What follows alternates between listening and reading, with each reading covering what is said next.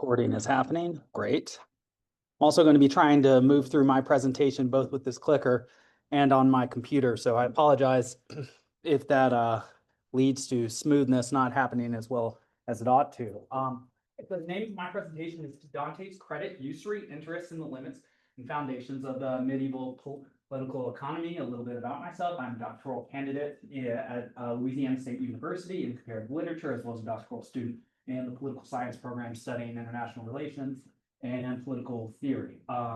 Today, we're going to do a little bit of talking about a thinker who is a major thinker, I would say, both in the, or not both, but in the history of philosophy, literary analysis, as well as philosophy. And in particular, what I would like to take on and gauge your interest in is talking about interest, and in particular, usury, a concept that is a powerful concept religiously, philosophically, politically, legally, and socially in the ancient and middle ages. A concept that seems to be sort of universally derided across major texts and sorts of faiths and philosophical ways of looking at things. So something I want to do today is outline in fairly great detail the history of the usury concept from ancient times through medieval times, talk about how it transitions through a major thinker like Dante, and then request help from Austrian monetarists as well as Austrian interest theorists and capital theorists, and see how I might critique Dante's medieval view of what interest is, particularly three of the arguments that are paramount in his perception of what usury is. He has an argument against labor, he has an argument against time, he has sort of a meta argument against society, and he has yet another argument that I will mention later. So how the talk is going to go is I'll mention that Dante has a moderate position on commerce. It is not necessarily the case that though he dislikes aspects of commerce, which he defines as sinful or vicious, that he dislikes commerce as it is. Something I should mention is that his father himself was a merchant who sold spices and drugs. Two, I'll talk about the place of economics in Florence and the Italian city-states and how that affected Dante's perception with a very radically transforming economy at his time, and particularly moving from feudalism into major cities like Florence, which had something like 70,000 people while he was alive, whereas major German towns would have something like 1,000 to 2,000 people. So he lived in a massive super city for his time. In any case, I'll give a definition of usury and talk a little bit about how that is different from the so-called mutuum, which just means loan in Latin. It comes from meum and tuum, which means mine and thine.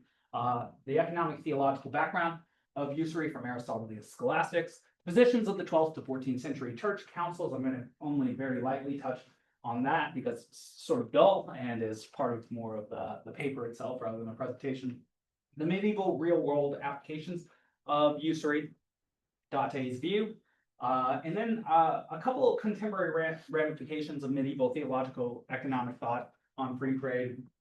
And then, of course, asking for the next step, or asking for support on the next step. All right, well, let's get into the thing itself. So, based on the influential work of Joan Ferrante, the political vision of the Divine Comedy, I start by investigating the following claim about Dante and his relationship to commerce and manufacturing.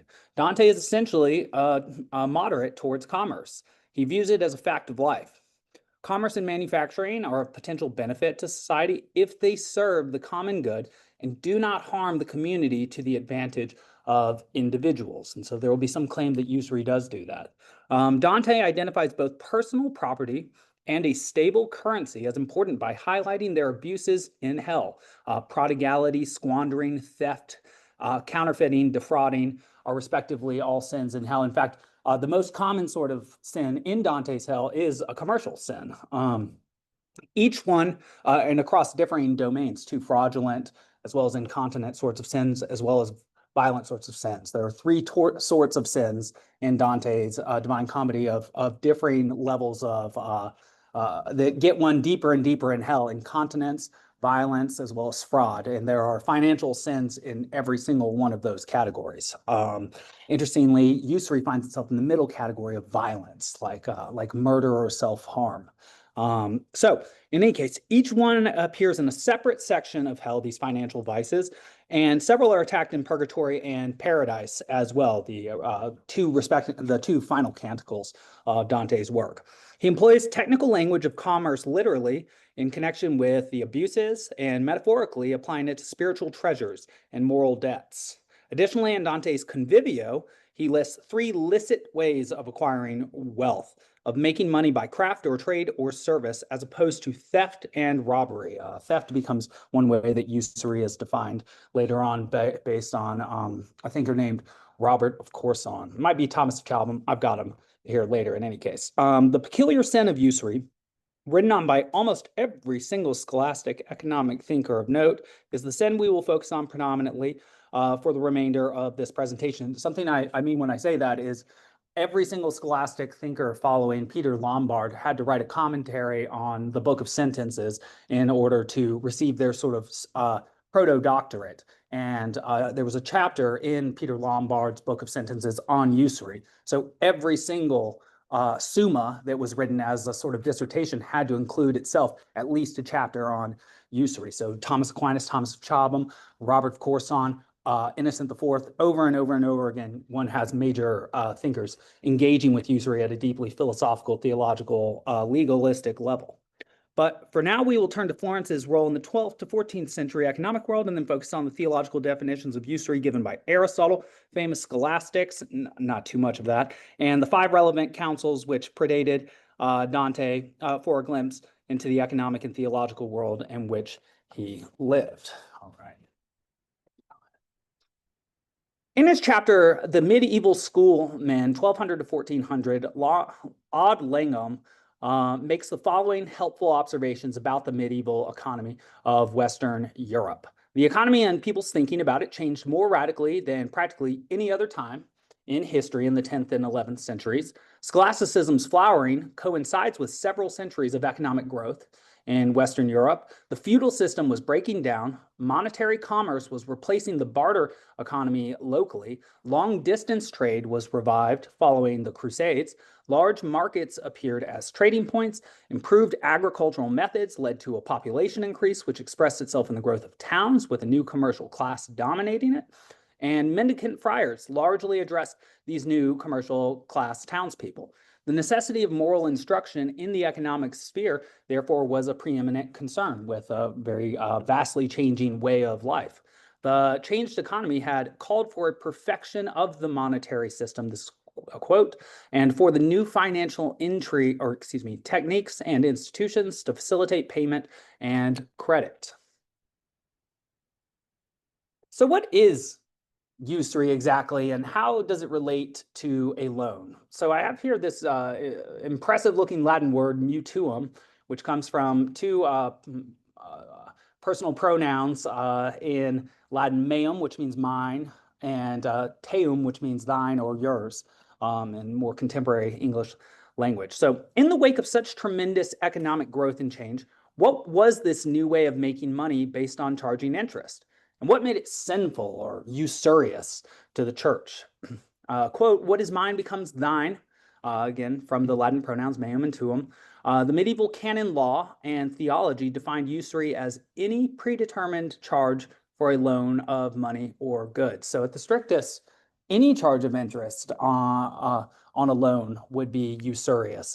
In practice, and I'll only mention this very briefly in a slide or two, usury was defined both by canon law and civil law at this time, but it was more restrictive in civil law, defining usury as sinful no matter whether somebody was charging interest or not, whereas civil law governing actual economic attitudes and behaviors had to be a little bit less strict and had to define usury as a certain percentage. And in fact, usually it was a very high percentage, something like 20 to 43%. Was often allowed under Roman law. In any case, the precept of the Gospel of Luke 6:35, applied with full force, says, lend hoping for nothing again. Mutuum date nihil inde sperantes. And so that is the basic basis of the scholastic or the canonical idea of what usury is, based on one of the Gospels, a biblical text. there, as well as take thou no usury from the Jewish Bible in Leviticus 25:36. And Pope Urban III himself first linked the idea of a loan as a gratuitous loan, and thus made the notion, or agreed that the notion of loaning was more usurious than it was something neutral, as it were. In any case, in the Roman law, the civil law, as I mentioned, mutuum was a loan of fungibles, things that are fixed by weight, number, or measure, such as wine, oil, grain, or cash paid in copper, silver, or gold. And as I said earlier, here is really the big quote that Raymond de Roover, one of the major thinkers in medieval economic history, shows us, is usury was any excess whatsoever above the principle of a mutuum or loan exacted by reason of the loan itself. So something we start to see is that there is going to have to be interpretation done by philosophers and legal thinkers, given the lack of flexibility that canonical definitions of loans have. And we'll have to see whether Dante, in fact, has more of a canonical perception or more of a civil perception, a more practical, pragmatic perception of the uses of interest because of that. In any case, moving to 4, the economic and theological background of usury from Aristotle to the scholastics. I'll very briefly go through this. Usury, as I said earlier, was basically demonized by almost every major thinker who considered it, starting with Aristotle. Shortly before 1250, Dante himself is almost contemporaneous with this. He was born in 1265, did a lot of his writing between 1290 and to 1321, when he died, excuse me. But shortly before 1250, 2 works by Aristotle, his Nicomachean Ethics and his Politics, from which the quote above is taken, were translated into Latin directly from the Greek. Dante wrote in both Latin and the Tuscan dialect, which would later become the sort of Proto-Italian, after being known in part from fragments translated from Arabic. So Aristotle's definition of usury would thus greatly influence the medieval scholastic thinking on usury and financial crimes.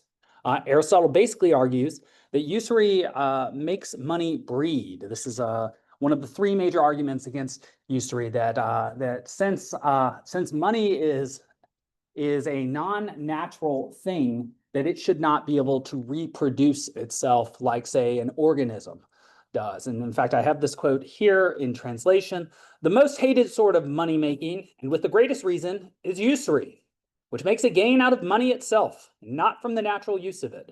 For money was intended to be used in exchange, but not to increase at interest. And this term usury, tokos in the Greek, which means the birth of money from money, is applied to the breeding of money because the offspring resembles the parent, whereof of all modes of money making, this is the most unnatural." All right, and that is Aristotle's basic idea on a problem with usury. Moving then to scholasticism, many scholastic masters were mendicant friars who made a vow of poverty. These are sort of class of individuals that came about with the birth of the Middle-Age cities themselves, namely the Franciscan order. St. Bonaventure of Bonareggio is a major representative of that, particularly in Dante's Paradiso, and the Dominican order, from which, of course, we get Thomas Aquinas. So some degree of skepticism as to the value or goodness of money should thus be expected. One remembers the famous quote from the New Testament that for the love of money is the beginning of all evil.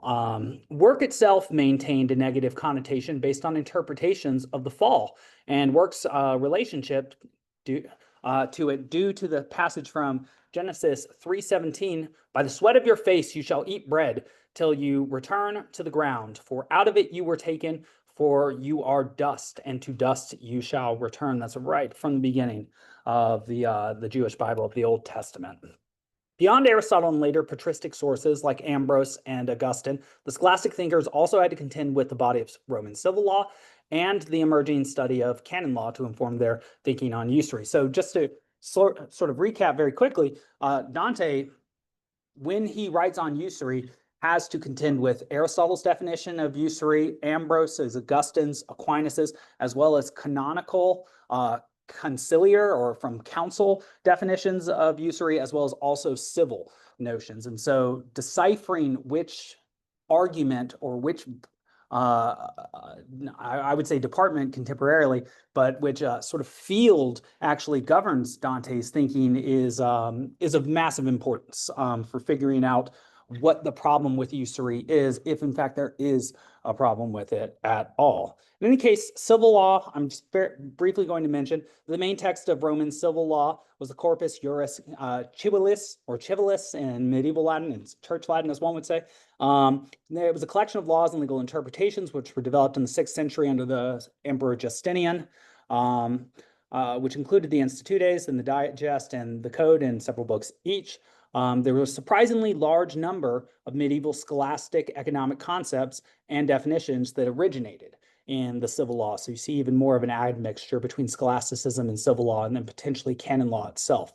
The University of Paris, as one might expect, was not a leader in the study of Roman law. Thus, only Gloucester's on economics had moderate influence on the Parisian theologians. I think that itself is very, very provocative. And canon law more often served the schools of theology as a bridge to the foreign territory of civil law. So something like a fundament of civil law rather than something that contrasts with it. Canon law, I don't want to say too much about it, except for that it is the totality of rules and regulations concerning human behavior, which the Roman Catholic Church determined. It has something like 3,800 documents that are a member of it or that are parts of it, and was first developed in the 12th century by a Bolognese monk named Gratian, in a work called the Decretum or the Decretum.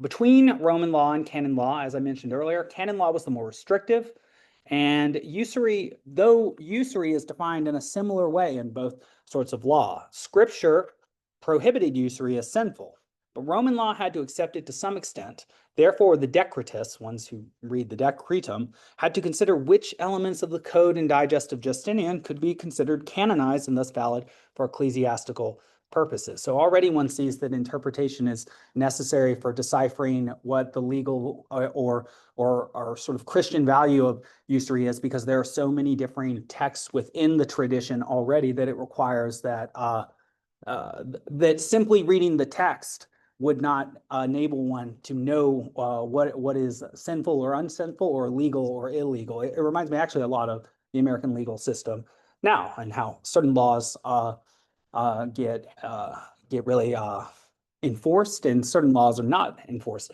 at certain times, just depending on differing factors. In any case, I'm going to move through the Decretum because that is much less important than the thinker that comes after it, St. Thomas Aquinas. And St. Thomas Aquinas, here, this might be my most important slide, features three major arguments, the three major arguments against usury as far as I know them. And I'll mention the meta argument against the unsociality of it soon, but you may immediately deduce that having seen these. So what are the three major arguments against usury that the scholastics, Aquinas, and potentially Dante believed in? The unnatural reproduction, which is itself just a carryover from Aristotle. Theft of time, which is one of the major, probably the most philosophically interesting argument against usury, and perhaps contradictory of the third argument against usury, which is the abrogation of work. So, argument one, against unnatural reproduction, from now Aquinas himself echoing Aristotle from now in the Latin, numos non paret numos. Money does not make or bear money. Basically the exact same thing that Aristotle said, just in a different language. And so Aquinas argues that natural things reproduce, but money is naturally sterile, and thus for it to reproduce, it breaks natural law. Quote, thus a kind of birth takes place when money grows from money. For this reason, the acquisition of money is especially contrary to nature, because it is in accordance with nature that money should increase from natural goods and not from money itself. That comes from Aquinas's commentary on Aristotle's Politics, which we recall was first translated into Latin in 12 1250, right in the middle of Aquinas's life, 1224 to 1275 or so. In any case, the second argument, usury is a theft of time from God. I find this a very provocative, interesting argument. This is the assumption that usury is a theft which runs throughout most of scholastic literature, because if money is transferred in a loan deemed to be sterile, unable to bear fruit, the exaction of more money for its use is obviously iniquitous, a form of robbery, as Aquinas contends. I would add one other argument for why time is theft is because the usurer, and this will connect a little bit to the third argument on work, the usurer does not ever stop working. So on holy days, which were more prominent in the Catholic calendar in the 14th century, as well as Sundays, the usurer can still derive interest. It can still derive money from having given a loan to somebody. So the usurer, A, not only does not work, but B, makes money during a time when people are not allowed to work. And the time, ecclesiastically speaking, on Sunday, the Lord's Day, Domingo, is one is not permitted to work. And so a usurer, therefore, works on time that is supposed to be given to God rather than giving to God. The usurer works and therefore steals time from God. And this is the argument, therefore, of theft of time, making the usurer a thief as well, which is a form of fraud for Dante, one of the deepest, darkest forms of sin for him. In any case, argument 3, usury abrogates the Lord's dictum to work. Work itself, as I mentioned earlier, maintained a negative connotation because of the interpretations of the fall and work's relationship to it due to the passage from Genesis 3:19, I think I said 3:17 earlier. By the sweat of your face you shall eat bread till you return to the ground, for out of it you were taken. For you are dust, and to dust you shall return. So the problem here is that since the usurer is making money on days like Sunday without himself working by doing something like farming or producing a physical product, the usurer therefore makes money without working, thus acting in a way prescribed by Genesis directly preceding the fall. So the usurer acts in a way that was prohibited explicitly by God right after man fell. And this is taken very seriously, of course, by the scholastics and Dante. So the positions of the 12th to 14th century church councils, only mentioning this very quickly to show how usury and what makes it bad or malign continues to expand prior to Dante's time. So the Second Lateran Council, 1139, condemns usury as ignominious. The Third Lateran Council goes even farther, saying that usury should result in excommunication for open usurers. Should be a refusal of inhumation in Christian ground, so not being able to be buried on Christian ground, and also an interdiction of usurers' offerings. So any money made on account of usury could be then taken by the church, and part of this is justified by a notion that went all the way to the 18th century in Spain, that any surplus produced for an individual should not go to the individual themselves, but should go to the poor. And so to take a usurer's money from them that they made based on usury would seem to be just by that logic, though I'm not suggesting that logic is itself valid. In any case, the Fourth Lateran Council prescribed for every Christian auricular confession at least once a year, and the Second Council of Lyons extended usury to foreign open usurers such as the Sienese and Florentines in England, those called the Prestatores in Italy, the Corsini in France, and the Renovators in Provence. And then the last council that I investigate, which happens 10 years before Dante dies, is the Council of Vienna. And the campaign against usury culminated in 1311, 1312 with the Council of Vienna's decrees of excommunication for all magistrates, rulers, consuls, judges, lawyers, and similar officials who draw up statutes permitting usury of or knowingly decide that usury may be paid. So not only just practitioners of usury can be held up, but those who allow for usury to happen under their jurisdiction can also be punished for it too. So you see the increasing severity of the usury restrictions in canon law based on Catholic councils. In any case, what sort of people, though, actually committed usury in the Middle Ages, and who would often be called a usurer or defamed as a usurer, as it were?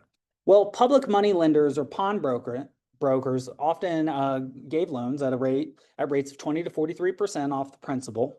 And money changers and merchant bankers, who often dominated the market for commercial credit, often escaped these penalties because their activities were not public but hidden.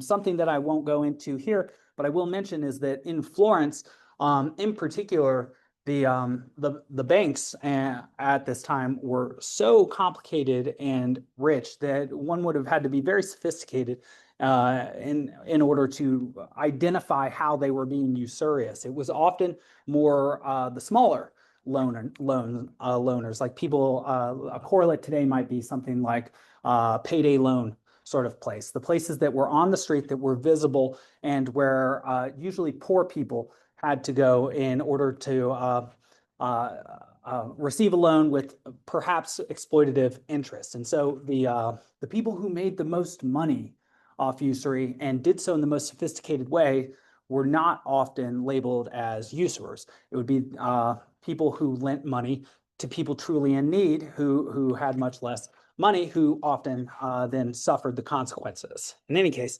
not the descendants or analogs of the international merchant usurers of the 13th century, but insignificant, long forgotten pawnbrokers were the principal victims of ecclesiastical action mentioned in the concilia of the 15th and 16th centuries. Those who had come to be treated almost exclusively as manifest, and this is important, that there's a difference between manifest usurers and those who are invisible usurers. One must be manifest in order to be convicted. Manifest public notorious usurers continued to be denounced and to be forced by the church to do restitution to the end of the Middle Ages and the Renaissance. Extant wills, the cases in the concilia, and the scattered references to action against Italian usurers, both in their hometowns and in the hinterlands, are sufficient to disprove the notion that the church ever ceased to prosecute manifest usurers. So, 6, medieval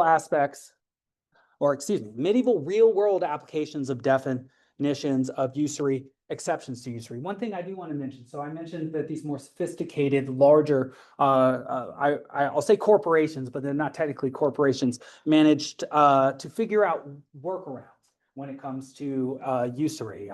One finds very similar sorts of things when one looks at, say, the molecular structure of, say, THC that's being sold in Louisiana, where I live, in LSU, where they're just changing one little small thing almost definitionally in order to make something that would otherwise be illegal legal. But in the mid-13th century, the canonist Hostiensis identified 13 exceptions to usury, added to later by subsequent jurists. A couple of those major ones are veneditio fructus, which is essentially a rent charge, the revenues of land sold for a limited period of time allowed because of the uncertainty involved, and the lex commissoria, by which the seller is allowed to regain possession for the same price while the revenue goes to the purchaser. Compensation for damages includes fiducior, pretium post tempora solvens, and pena necin fraudem. In any case, this just goes to show that though usury could be condemned and the consequences of usury and how many people could be condemned of usury was expanding, that also the exceptions to usury were expanding at the same at basically the same rate. All right. So finally, what is Dante's view on usury in the Divine Comedy?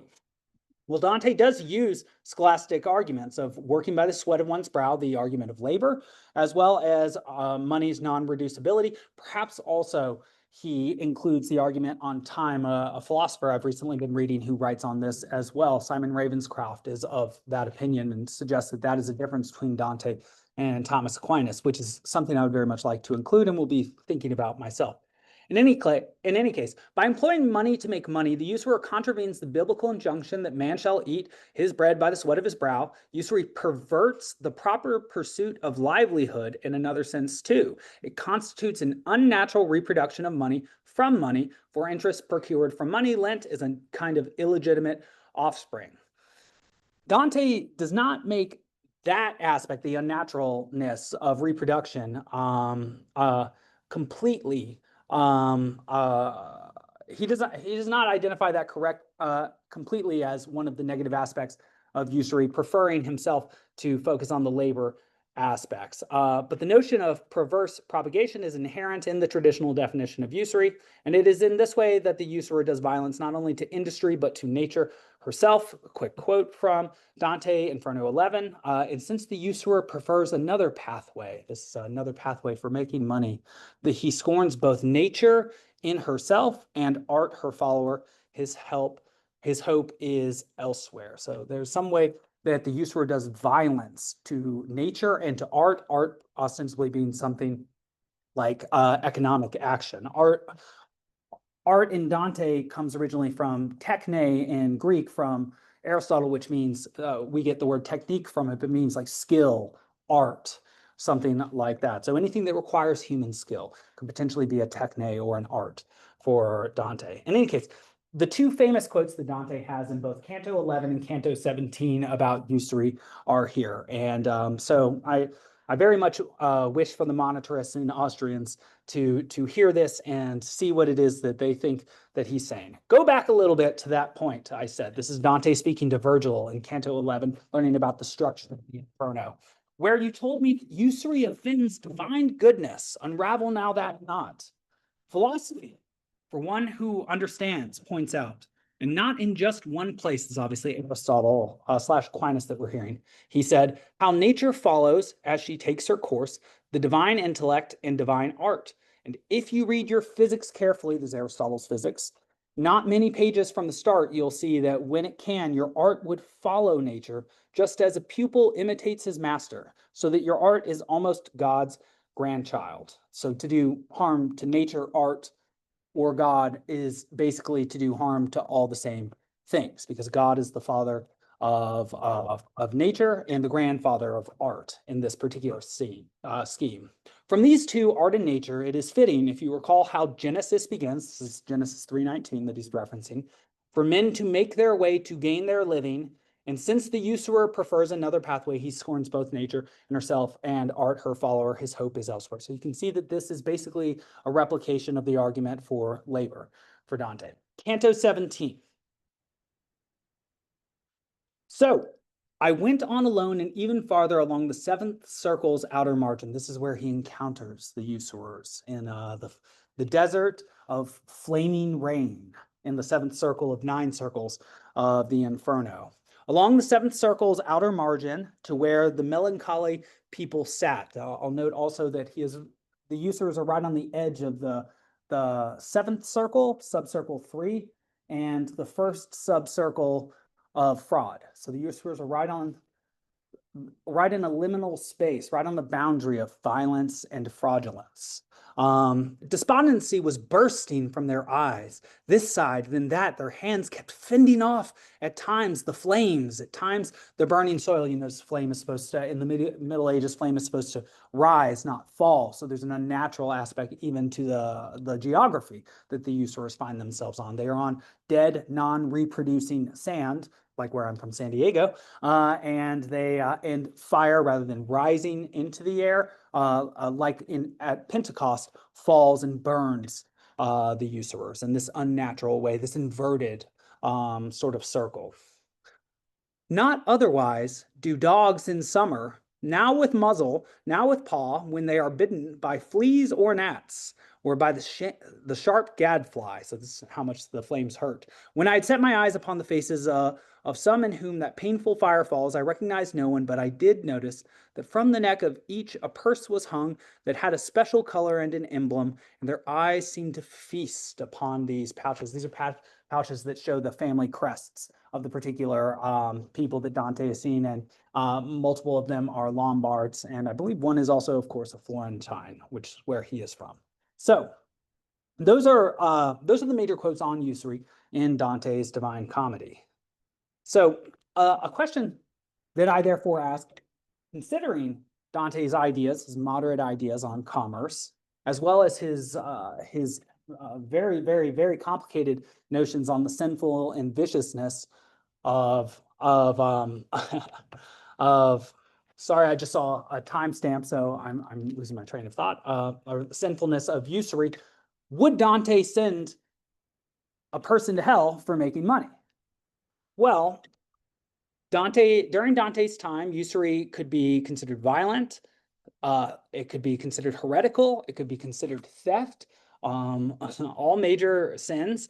And also by committing usury, one stole time from God, unnaturally made money reproduce itself from itself, and contravened the biblical injunction to work by the sweat of one's brow.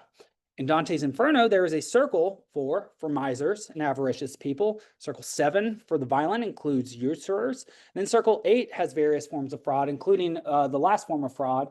And the ninth bolgia, or excuse me, the 10th bolgia, the final bolgia of circle 8 is counterfeiters. So another monetary sin, the very last one before betrayal, which is the ninth circle of hell. But I should mention that there is, in fact, perhaps the worst figure in hell is there also in part because of economics. The greatest sinner in hell, Judas, who is in the front face of three faces of Lucifer, being chewed from the top down, as well as having his back rended at all time, is of course known for being a sinner, for selling out Jesus for 30 pieces of silver.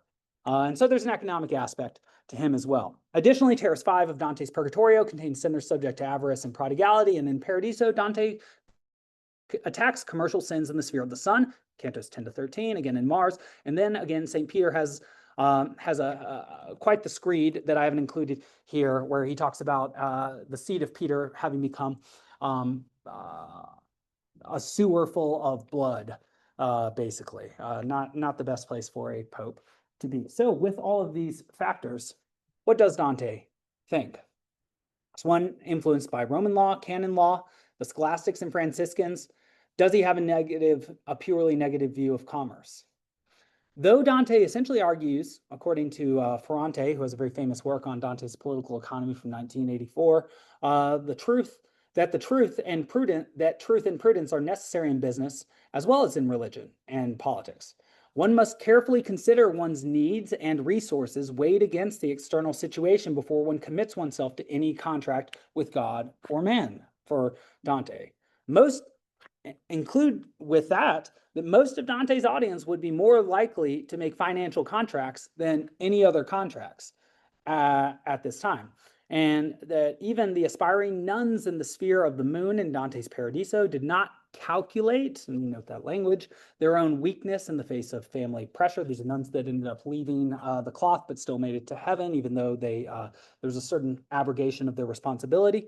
In Dante's sphere of Mercury, Mercury also known as Mercury, Mercatus, merchant. Mercury is the god of transformation as well as transition, as well as transportation between things. So transmitting money between people is something that Mercury does, as well as transmitting words and language. But in Dante's sphere of Mercury and Paradiso, political agreements are similarly made without sufficient consideration of extenuating circumstances and pressures, as commercial contracts may be made in moments of need or expectation based more on wishful thinking than on realistic appraisals. In every case, then, the person who gives his or her or their word is obligated to see it through, no matter what the cost. Dante puts the burden of responsibility for any kind of religious or social commitment, as he does for any kind of sin, on the one who undertakes it.